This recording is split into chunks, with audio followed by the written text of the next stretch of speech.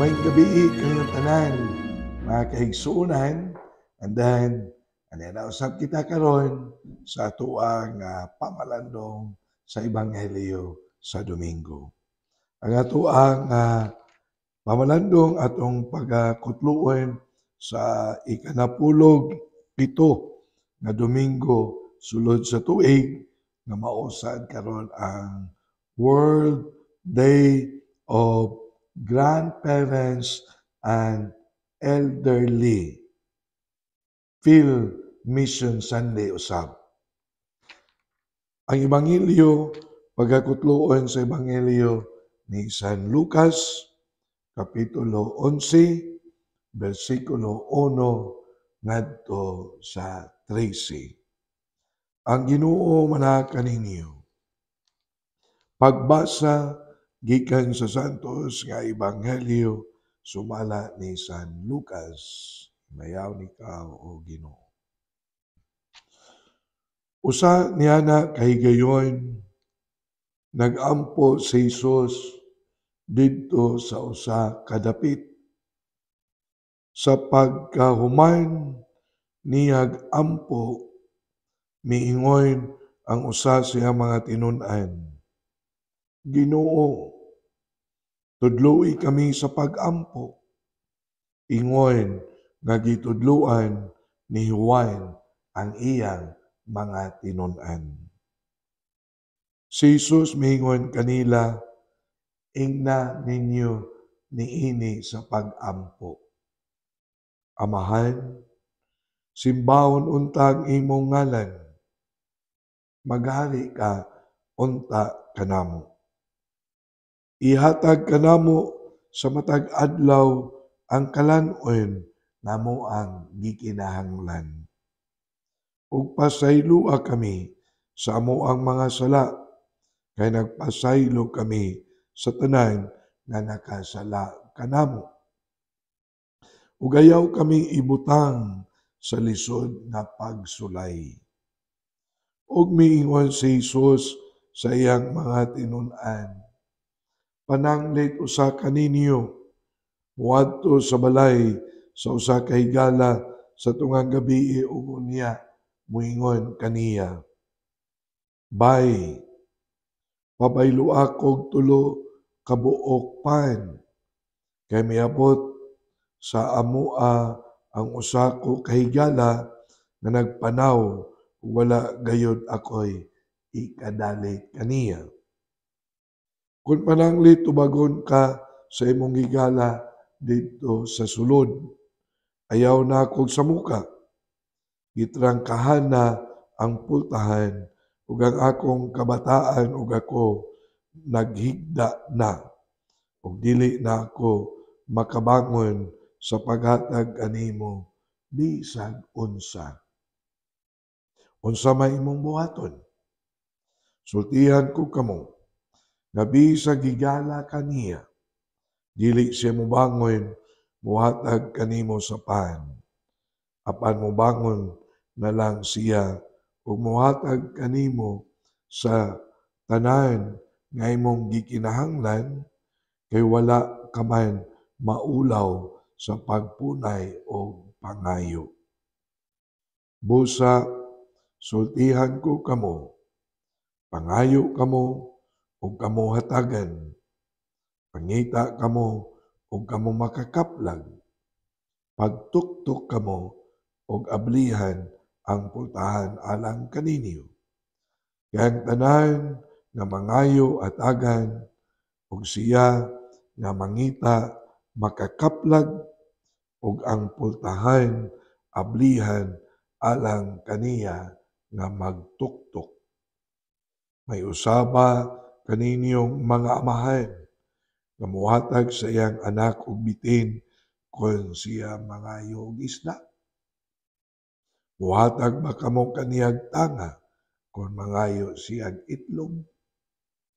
Bisan pa sa inyong pagkadautan, mahibalo kamong muhatag ug maayong mga butang ngadto sa inyong amahan. Nan ang amahan nga tuwa sa langit, labaw pang muhatag sa Espiritu Santo kanila nga mangayo kaniya. Ang Ebanghelyo sa Ginoo, daygon ikaw o Kristo.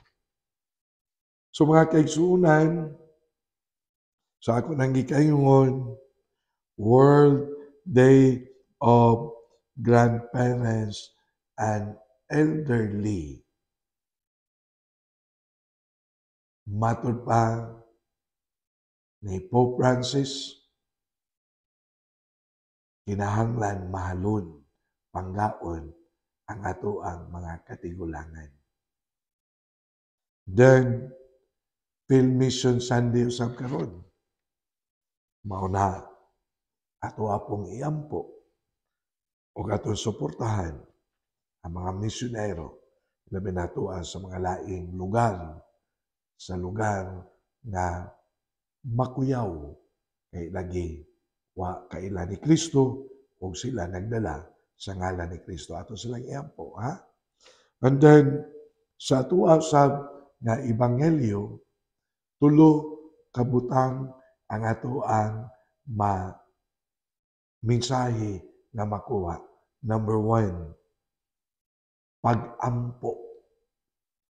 Si Kristo sa Ebanghelyo mitudlo unsaon sa pag-ampo ngadto sa mga tinun-an o gitudloan niya og pag-ampo ang iyang mga tinun-an kay ang pag-ampo importante, makatabang, makagiya sa kada usa ka nato kay dili tanan kontrolado nato dunay mga butang na ang Dios rapoy makahimo mauna nga ang pagsangpit kaniya pinaagi sa pag-ampo makatabang ug ang pag-ampo makahatag usab og giyas tong kinabuhi ug ang pag-ampo makahatag usab og kahapsay sa ato ang kinabuhi.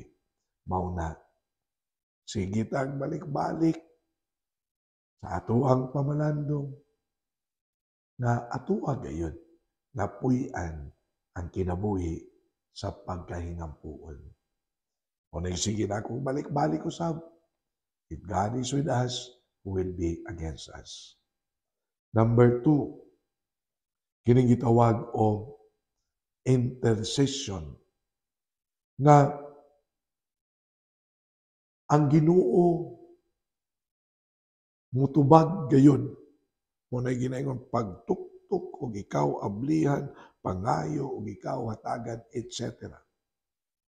Nga ang Ginoo mutubag sa ato ang mga panginahanglan.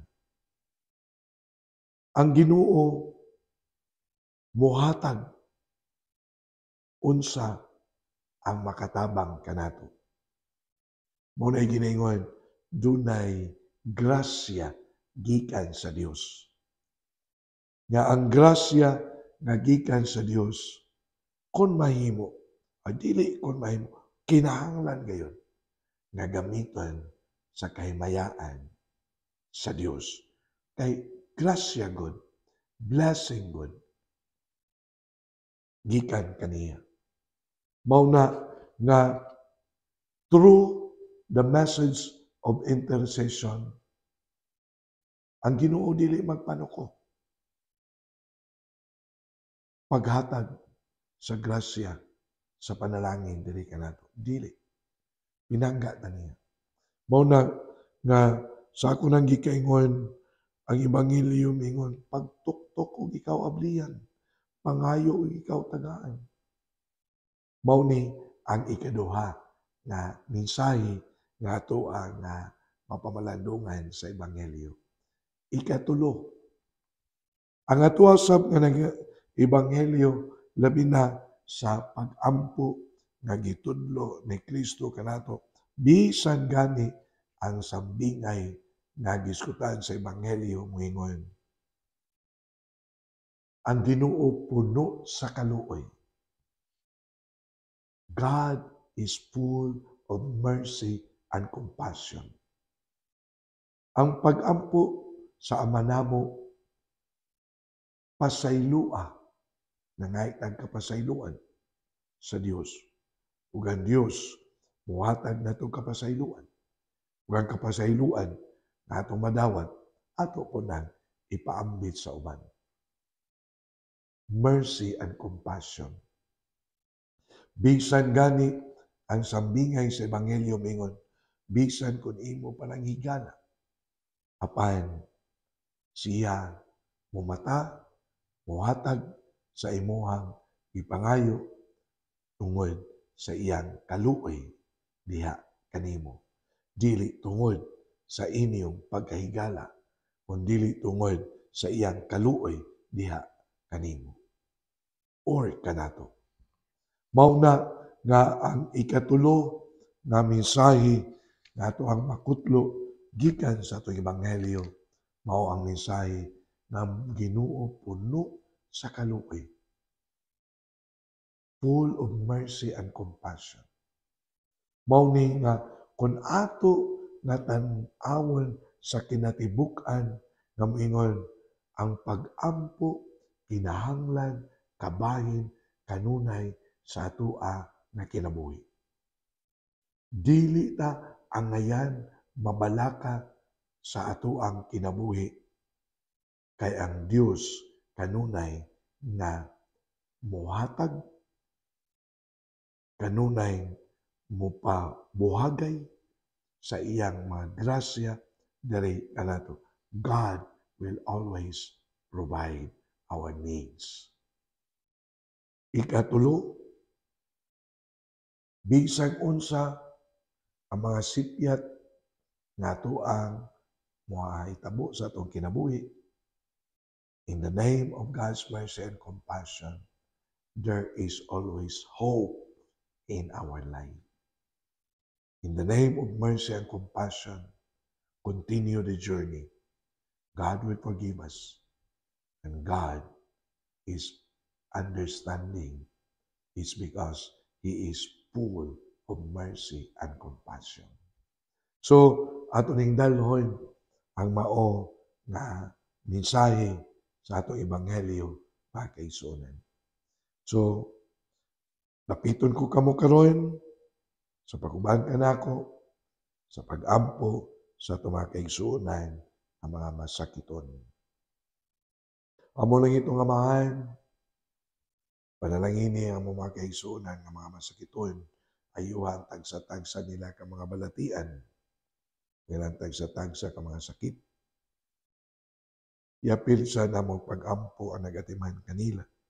Naunta, magmakanunayon sila pag-atiman sa mga masakiton, sa ngalan, sa kaluoy ug gugma, ngadto sa mga masakiton. Ining tanan, among gituboy, ngadto ni Kristo, namong Ginoo. Amen. So mga kaigsuonan, ani lang sa kutob, and then magkita na punta sa sunod nga Sabado. Sa samang oras, alas 6 sa gabi, sa tuang FB account, Archdiocese of Cebu, Catechetical Ministry. Kini si Father Joseph Intig, ang kanunay, na nag-uban kaninyo, gini atong pamalandong sa Ebanghelyo sa Domingo. Ang Diyos, magpanalangin ang inyong tanan sa kanunay.